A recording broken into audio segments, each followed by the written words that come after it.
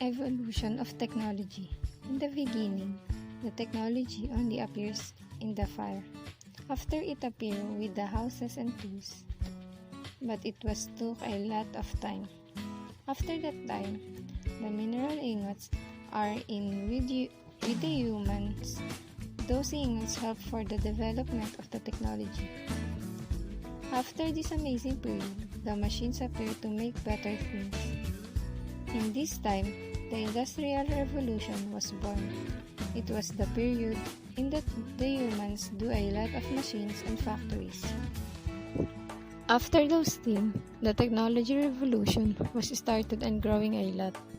In this time, the human go to the moon and also we study all the universe.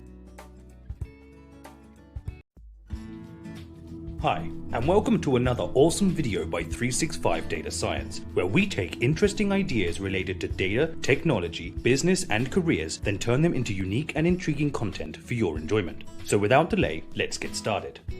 Nowadays, it feels like every week another groundbreaking invention or idea is revealed. But how did we get here? In this video, we're going to look at the evolution of technology from the very beginning. We'll go through some of the most influential devices and concepts that have led us to this techno-fueled world we live in today.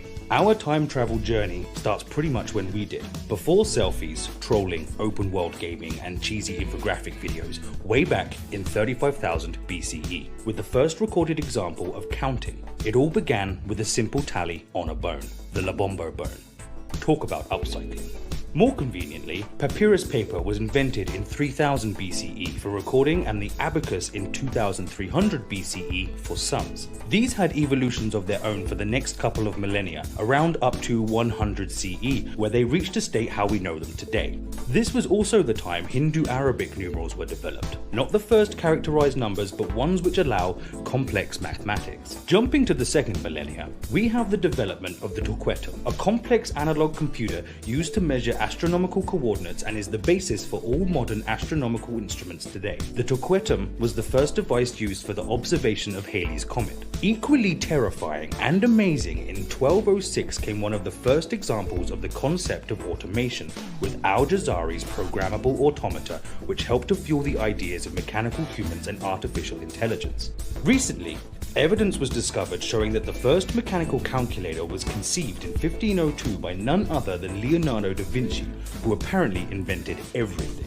However, nothing came of it, and after a few manual calculation systems, the first mechanical calculator was realized as Pascal's calculator in 1642. Shortly after that, we got the binary system. But it wasn't until the 1800s that the technology was advanced enough to take advantage of it, starting with the Jacquard loom, which used punch cards to automatically weave designs, then leading to Babbage's concept of the difference engine and later the analytical engine. Unfortunately, these last two projects weren't actualized due to funding, but that did not stop the world's first computer programmer, Ada Lovelace, from seeing how they could work and writing the first ever algorithm. Then, we literally captured lightning in a bottle and harnessed electricity. We performed the census with a tabulating machine for the first time. The triode created using Powtoon.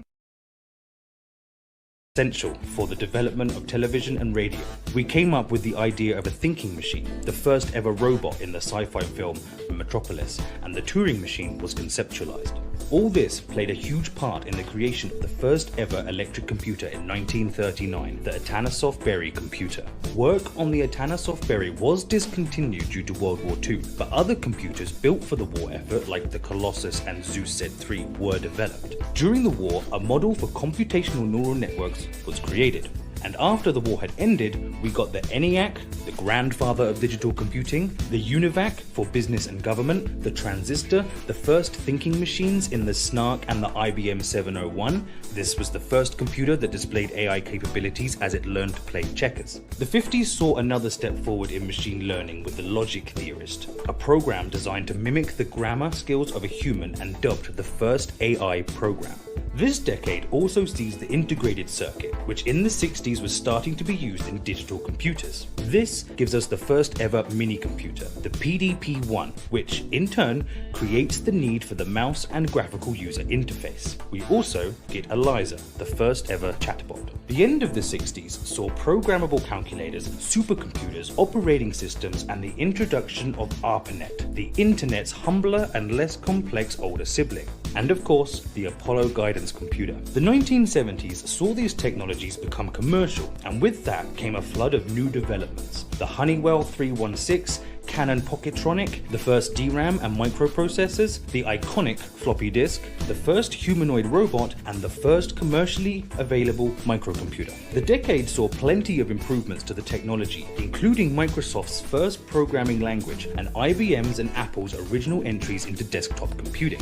The end of the 70s saw the first automated vehicle, the Stanford Cart, and led us into the 80s where technology was quickly getting smaller, cheaper, and more powerful. We also find the development of backpropagation and the CD-ROM. During this time, tech is becoming so compact that the Galvalan SC is marketed as a laptop computer. AI is also making leaps and bounds with the CYC, a project aiming to build a knowledge base of basic concepts, rules of thumb, and common sense to assist AI applications to perform human-like thinking. In the following 5 years, we get handheld computers, AI that teaches itself to speak, the first versions of Windows and Excel, plenty of supercomputers, laptops, processors, and in 1989 we get the World Wide Web. The web and some big leaps in processing power in the early 90s brought PCs into the realm of entertainment devices. This decade introduced us to PC gaming, DVDs, internet browsers. We got some of the first mobile phone devices from Nokia to fit in our hands, and supercomputers that are now able to beat human master chess champions with Deep Blue. And let's not forget Skynet, I mean Google. For the next decade, we see the development of various computers, hard drives, robots, processors, and the still in use USB. Speaking of speed, in 2002, we got the first commercial maglev, short for magnetic levitation train. The world is also introduced to YouTube, and the innate human need for on-demand cat videos was satisfied. With the huge growth and commercialization of technology in the last decade or two, data is everywhere. That's why in 2005 the term big data is coined. Apple shows its power in the tech field with the release of the MacBook Pro, while the iPhone brings smartphones to the mainstream. In the late 2000s, IBM shows off its dominance in the realm of supercomputers by having the fastest in the world with Blue Gene, then bettering it themselves with Roadrunner. Blockchain arrives in force in 2008 to shake up the financial sector. China and Japan start to push back IBM in a battle for who has the most powerful supercomputer, with the Tianhe and K computer respectively. This leads to some of the biggest jumps in computing power. We also see another show of AI's growth with Siri and Watson, who wins Jeopardy against human opponents. And it's not just on Earth where things are getting more advanced, with the Mars rover showing the rest of the universe what we're capable of. To exemplify how far we've come to this point, in 2012 and 13, we have supercomputers that reach exascale speed. And on our wrists, we have computational devices millions of times faster than the computers that sent a rocket to the moon. And did I mention now that our rockets have the capability to land themselves, with a lot more computing power than a watch, mind you. By 2016, we've officially reached sci-fi territory, with self-aware Sophia, 3D printed prosthetic limbs, and realistic virtual reality. At this point, we're also looking at molecular computing, because humanity loves making small tech, especially things like almost paper-thin laptops with incredibly fast processors and cancer-fighting nanobots. And because we also like to show off, we have the fastest supercomputer at 200 petaflops with Summit. New grounds of travel and AI combined with the Model S and Atlas, who puts many of us to shame with his precision parkour.